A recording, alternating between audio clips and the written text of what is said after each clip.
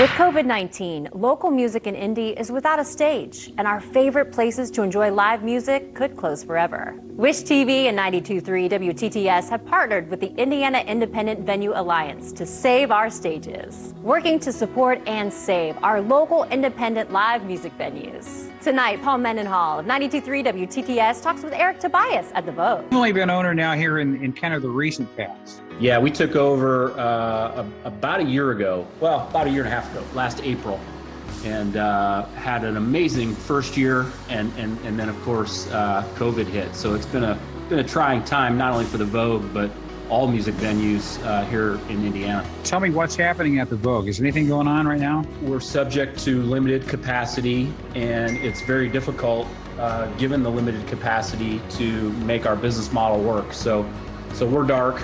And, we're optimistic that we'll be able to reopen perhaps in the fall.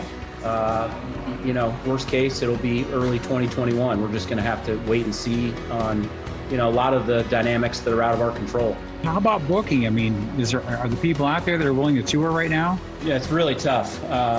Most of the touring musicians are off the road. And so that puts us in a situation where it's difficult to bring content and to fill our stage, and then you combine that with fans and their trepidation about being inside in a music venue, given the health dynamics. It's an incredibly difficult situation financially. We're doing everything we can to minimize expenses and to be smart about how we make sure that the Vogue is around for another 100 years.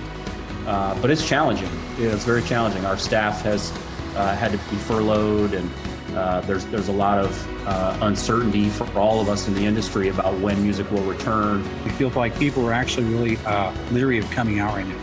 Yeah, we do, and we've tried some things to try to do all the things we could do to make the venue as safe as possible. So I don't think it's an issue with people not feeling that the Vogue is safe. I think it's an issue of the general population is trying to stay away from areas where there are crowds. It works two ways. The artist needs a big enough crowd to make their experience worthwhile, both financially and emotionally. Mm-hmm. And then the venue needs a big enough crowd to make it work financially. And so without those big crowds, the business model doesn't really work. And that causes venues like ours to make really tough decisions because it doesn't make sense to be open and lose money. Be sure to listen to Paul Mendenhall of 92.3 WTTS tomorrow morning at 7:05. Paul will talk with David Ali of Jazz Kitchen.